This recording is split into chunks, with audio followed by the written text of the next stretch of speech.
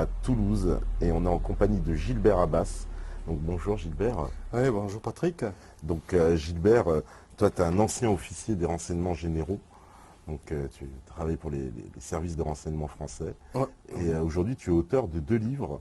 Donc l'un qui s'appelle Qui veut encore tuer le Christ, qui dénonce les réseaux, on va dire, pédophiles et satanistes, qui sont d'ailleurs souvent liés. Et un autre livre qui s'appelle Les coups tordus des services français, où tu reviens sur les affaires les plus emblématiques, on va dire, de ces 30-40 dernières années, et sur lesquelles tu expliques clairement qu'il y a des implications des services de renseignement dans ces affaires, quoi. Ouais, tout à fait. Bon, comme tu viens de dire, je suis un ancien officier des renseignements généraux. C'était juste avant que la DCRI soit formée sous le règne de Sarkozy. Et j'ai commencé d'abord à travailler sur le phénomène sataniste. Pourquoi? Parce que quand j'étais au RG, j'avais dans mon secteur d'investigation ce fléau déjà à surveiller. Et quand j'ai eu l'opportunité d'avoir la retraite, j'ai continué à m'investir parce que c'était quand même quelque chose de très grave. J'avais vu des choses affreuses et j'ai voulu donc essayer d'aider les familles dont les enfants disparaissaient ou les personnes qui avaient aussi fait l'objet d'ouverture de leur caveau et qui avaient eu leurs proches sortis de la tombe et on leur avait arraché le crâne, etc., pour avoir des totems dans les rituels sataniques, etc. Donc j'ai aidé ces gens. Mais en les aidant, je me rendais compte que j'égratignais. Je m'occupais que de 2 ou 3 personnes et c'était pas efficace. Et c'est au bout d'un certain temps que je me suis dit que si j'écrivais un livre, ça serait davantage porteur. Et c'est pour ça que j'écris d'abord Qui veut encore tuer le Christ, qui est un livre sous forme de roman pour pouvoir passer assez bien parce que je ne voulais pas faire peur aussi à la population. Et j'ai écrit ce livre dont le fil rouge est le satanisme. Le satanisme et la pédophilie, bien sûr. Tout est lié. Oui, ça c'est un lien. Alors, toi tu fais ce lien justement entre les réseaux satanistes et la pédophilie. C'est vraiment lié selon toi. Oui, pour moi, pédophilie et satanisme, c'est accroché. D'accord. On dit souvent que les sectes satanistes sont le maquis de la pédophilie. Les pédophiles ont l'opportunité de se cacher quand il le faut parmi les sectes sataniques. Et puis aussi, ils vont travailler, entre guillemets, avec les sectes sataniques. Pourquoi? Parce que le satanisme, c'est très orgiaque et c'est criminel. Et donc, il est bon pour eux,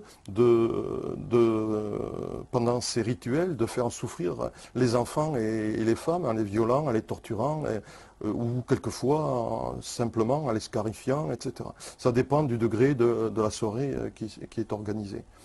Donc, moi, je répète et je le dis régulièrement, le satanisme et la pédophilie, ce sont 2 phénomènes, mais en fait, ils sont reliés, donc ça n'est D'accord. plus C'est qu'un. 2 faces d'une même médaille en Ouais. fait.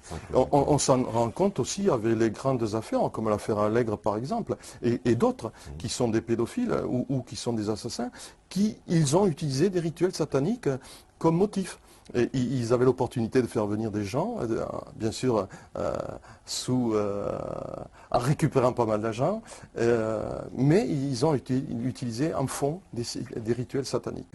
Et toi, est-ce que tu peux nous confirmer donc qu'il y a bien des protections policières, judiciaires, parce que ces affaires n'arrivent jamais vraiment à aboutir?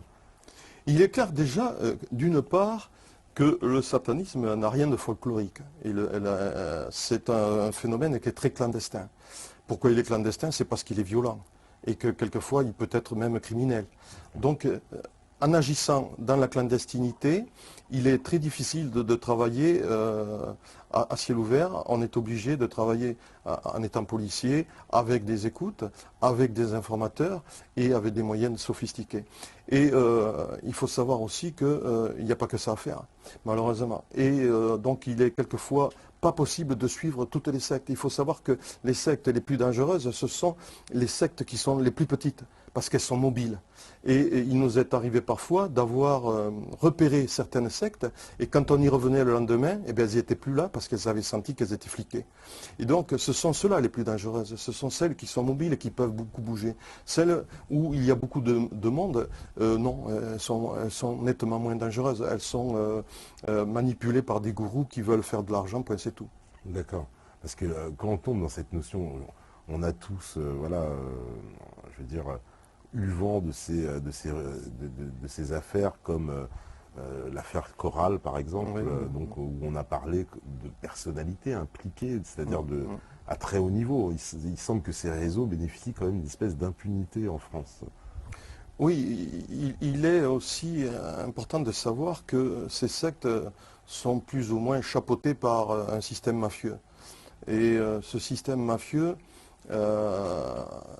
a phagocyté ces sectes parce qu'ils ont trouvé chez ces sectes le moyen de faire de l'argent. On a tous entendu parler des snuff movies, bien Bien sûr, que ouais. souvent on en fait un déni. Mais moi, à l'occasion d'une vidéo que j'ai faite, je démontre que les snuff movies existent, hein, et je donne même le nom d'une personne qui a participé à des snuff movies. Donc, et il y a des personnes qui ont avoué avoir participé à des rituels sataniques pendant lesquels il y avait des films qui étaient effectués, et ces films-là étaient effectués en montrant les violences qui étaient réalisées sur les victimes, et ces victimes arrivaient parfois à agoniser. Nous avons aussi X1, Régina Louf, pour ne pas la citer, qui dit, elle aussi, avoir assisté à des rituels sataniques où ça finissait par la mort de ses copains et copines. Donc, il existe donc un réseau mafieux qui profite de ces sectes pour vendre ces snuff movies. Ils font au niveau international pas mal d'argent. La CIA semble-t-il, évalué ce coût qui tourne à plusieurs millions de dollars. Et donc, ce n'est pas rien, quoi. Et quand la mafia s'occupe de quelque chose, je peux vous dire que c'est efficace. Et c'est très difficile de combattre une mafia. Quand on voit qu'on est maintenant en Italie, on retrouve des résurgences de Cosa Nostra. Quand on voit que les Yakuza au Japon, ben, ils sont même au gouvernement. Quand on voit qu'en Europe, on est envahi par la mafia russe, ben, il ne faut pas s'étonner que le satanisme soit récupéré par un système mafieux qui est difficile à combattre. Est-ce qu'on peut aussi aborder, on peut mêler, on va dire, ces réseaux avec la franc-maçonnerie qui souvent est, on va un peu dire, mise à l'index, hein, par pas mal de personnes qui dit que souvent les réseaux francs-maçons vont se greffer un peu dans ces autres réseaux. Alors, ce qui est surprenant, c'est que les premiers qui ont osé le dire, c'est le Vatican. Ouais. Le Vatican a condamné les francs-maçons d'entrée parce que pour eux, ils avaient une politique qui était la politique luciférienne du satanisme. Et donc, ils les ont, comment on pourrait dire, interdits. Et pour eux, c'est donc des gens qui sont super dangereux. Et il y a le Nouvel Observateur qui n'a pas hésité à faire une page tout dernièrement, je crois que c'est en janvier 2013, où ils annoncent que, en première page de leur article, que les... Ça, j'ai perdu le nom. Non, les francs-maçons, voilà, les francs-maçons étaient... comment dire, aux portes même du gouvernement. Et si un journal comme le Nouvel Observateur ose le dire, c'est que quand même ils ont des billes et qu'ils ont des informations sur ce sujet qui sont très importantes. D'accord. Et parce que ces réseaux, on les a vus être très opérants. En particulier, il y avait un procureur, c'était au tribunal de Nice, il me semble, ça s'appelait Éric de Montgolfier, qui les avait fortement dénoncés en disant qu'ils avaient une influence sur tout le système judiciaire et que c'était, particulièrement dans la région PACA, mais que c'était un peu national et que c'était très difficile. Toutes les affaires étaient très très liées à la franc-maçonnerie, quoi. Effectivement, c'est qu'on s'en rend compte plus ou moins quand on s'occupe des affaires qui existent en France. On voit souvent en interviewant ces personnes qui sont les victimes, elles nous donnent des noms et qui appartiennent à la famille des francs-maçons. Alors après, bon, il est très difficile, bien sûr, de dire s'ils sont vraiment intégrés ou pas, mais il est inquiétant de voir que beaucoup de victimes dénoncent des personnes qui sont des francs-maçons. Alors, coïncidence ou pas, il y a quelque chose qui fait que c'est inquiétant. D'accord. Et pour parler de ces victimes, justement, alors, les victimes, on voit, il y a eu beaucoup d'enfants. Alors, on avait, nous, fait plusieurs émissions où on parlait de réseaux qui se chargeaient de récupérer des enfants, souvent des enfants étrangers, pour pas qu'il y ait trop de recherches en France. Est-ce que tu confirmes un peu ça aussi, beaucoup de...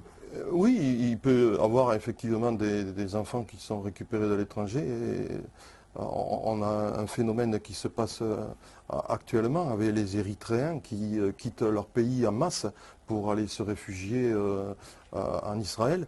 Et il y a 50 000 personnes qui ont passé clandestinement les frontières. Et ces personnes-là, dans les 50 000, ce n'est qu'une partie des réfugiés. Il y a beaucoup de personnes qui ont été assassinées au Sinaï. Et parmi eux, il y a des enfants. Ces enfants peut-être ont été récupérés. Et il est possible donc qu'il y ait des enfants qui sont utilisés par les pédophiles et les satanistes.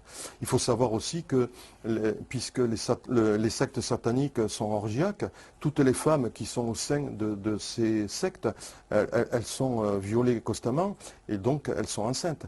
Et nous savons très bien que les gourous interdisent aux femmes qui sont enceintes d'avorter. Et donc ces enfants naissent au sein de ces sectes et ils naissent sur X et ils sont connus de personne et donc après ils peuvent être utilisés. Donc il y a une puissance d'utilisation de ces pédophiles pendant les rituels sataniques réalisables et graves et que nous ne connaissons pas parce que tout est très bien cloisonné et clandestin. Ouais, il y a eu alors en France, moi j'ai envie de parler aussi de la Belgique, il y a eu l'affaire Dutroux qui a médiatisé, on va dire, ce grand problème de la pédophilie.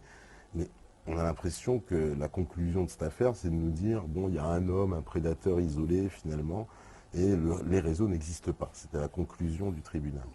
Moi, j'ai envie de rire quand j'entends ça, parce que dans ma vidéo, j'encourage ceux qui ne l'ont pas vue d'aller la voir, j'apporte la démonstration qu'en partant de Dutroux, on arrive jusqu'en France et même plus loin, et qu'il y a un réseau. Toutes les affaires ont un petit crochet qui permet d'accrocher l'autre affaire.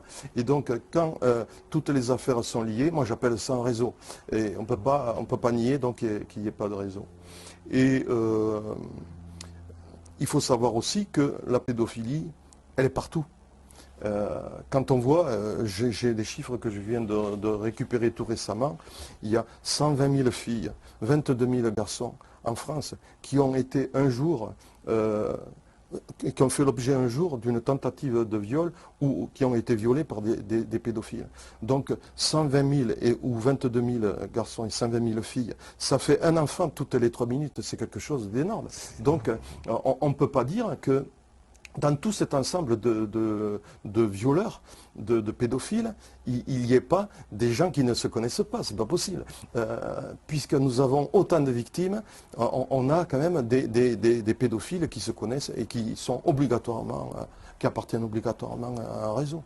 Oui, parce qu'il y a aussi l'aspect économique de cette affaire, parce qu'on a vu avec l'histoire, par exemple, de l'affaire des CD de Zandvoort, donc c'était des photos qui étaient revendues comme ça sur Internet, donc ça fait l'objet apparemment d'un business quoi, de cette affaire. Tout à fait. Donc c'est ce que je parlais, c'était le système mafieux qui chapeaute tout ça et qui récupère et qui fait de l'argent sur le dos des enfants qui sont martyrisés par ces pédophiles et ces satanistes. Donc c'est vrai, moi je suis persuadé que ça existe. Et finalement, il y a très peu de condamnations dans ces affaires. 1,5% des viols. C'est extrêmement peu. Les autres sont classés, les plaintes sont sans suite, sont des non-lieux, ou alors ils sont déqualifiés en agression ou en atteinte sexuelle et sont correctionnalisés. Elles ne vont pas aux assises.